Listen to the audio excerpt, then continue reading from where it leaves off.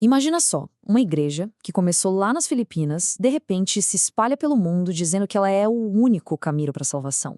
Pois é, hoje a gente vai mergulhar na história da Igreja de Deus Internacional para Membros, mais conhecida como MCGI, um movimento que, olha, desperta uma devoção imensa, mas também um monte de controvérsia. E para a gente ter uma ideia do tamanho disso, pensa o seguinte: o programa de TV deles, o Undating Daan, que significa o caminho antigo, não fica só lá nas Filipinas, não. Ele é transmitido em mais de 70 países.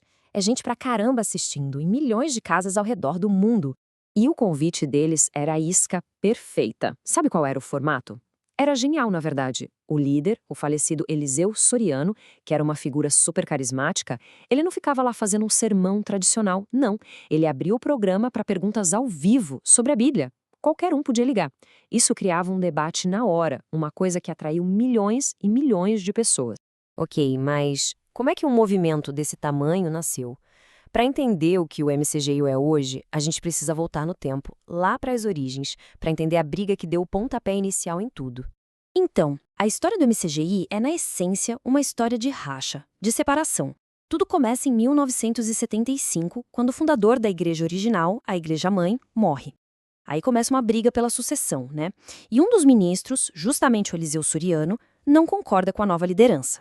Em 77, ele bate o pé e fala: quer saber, vou seguir meu próprio caminho. E leva uma galera com ele.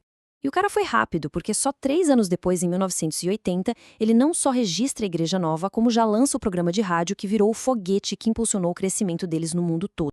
Beleza, ele criou a própria igreja. Mas o que ele pregava de tão diferente assim? É isso que a gente vai ver agora. Vamos mergulhar na doutrina deles, nas crenças que fazem o MCGI ser tão distinto da maioria do cristianismo. Olha, o ponto central, o coração da teologia do MCGI é uma ideia que os coloca em rota de colisão com quase todo mundo. Eles rejeitam a Santíssima Trindade. Para a maioria dos cristãos, o Pai, o Filho e o Espírito Santo são um só Deus, 3 pessoas, mas iguais em poder. O MCGI fala: não, não é bem assim. E essa discordância, essa única crença, nossa, ela muda completamente o jogo. E é aqui que a gente vê as consequências dessa ideia. Para o MCGI, Jesus é sim um Deus poderoso, mas ele não é o Deus Todo-Poderoso. Esse título é só do Pai. E aí vem a parte mais, digamos, impactante: a salvação. Para eles, não adianta só ter fé em Jesus.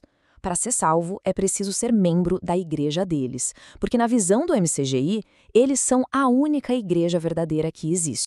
Bom, como era de se esperar, né? Você chegar falando que é o único caminho para o céu e ainda ensinar umas doutrinas tão diferentes, isso não ia passar em branco. Claro que ia dar uma confusão danada, uma verdadeira tempestade de controvérsias. E a oposição não era fraca, não. Era bem forte. Essa acusação aí, por exemplo, de que Soriano é um falso profeta, veio de um pastor brasileiro, o Joaquim de Andrade. E olha, essa frase resume o que muitos outros líderes religiosos pensavam e ainda pensam. As críticas choviam de tudo que é lado. Na parte da teologia, a acusação era de heresia. Na vida pessoal, o próprio Soriano teve que lidar com acusações de escândalos, e até o método dele era criticado. Diziam que os debates dele eram mais para ganhar a discussão na lábia do que para de fato buscar a verdade na Bíblia, sabe? Tá, mas e aí? Qual era a defesa do MCGI? Bom, o Eliseu Soriano sempre tinha a resposta na ponta da língua. Ele dizia que tudo isso era uma grande campanha para difamar ele e a igreja. E quem estava por trás? As religiões rivais, que, segundo ele, estavam morrendo de medo porque estavam perdendo fiéis para ele. E para se defender, a igreja basicamente usava 2 armas. A primeira era o próprio crescimento. Eles argumentavam: se a gente está crescendo tanto, é porque estamos certos. É a prova de que são legítimos. E a segunda arma? Os prêmios. Eles mostravam os prêmios que o programa ganhava como uma espécie de selo de qualidade, uma validação de fora contra todas as críticas. Mas, ok, vamos sair um pouco dessa briga de teologia e acusações. No fim do dia, qual é o impacto disso na vida das pessoas de verdade? A gente vai olhar agora para o lado humano da história. Como é a vida de quem está dentro e também de quem, por algum motivo, resolveu sair.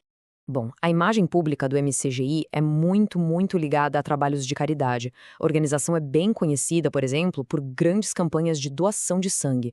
Eles se posicionam como promotores das virtudes cristãs, como compaixão e ajuda ao próximo, através desses serviços para a comunidade. Só que essa é a imagem que a gente vê por fora. Em contraste total com isso, olha só essa pergunta feita por um ex-membro num fórum na internet. Ela mostra o outro lado da moeda, sabe? A crise gigante que a pessoa enfrenta quando decide sair. É que pensa bem, se a base de toda a sua fé é que aquela igreja é a única que tem a verdade, quando você começa a duvidar da igreja, você começa a duvidar de absolutamente tudo. Para muita gente que sai, não é um momento de libertação, não.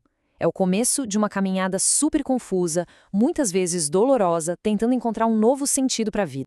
E para a gente fechar, vamos dar um passo para trás e olhar o quadro geral.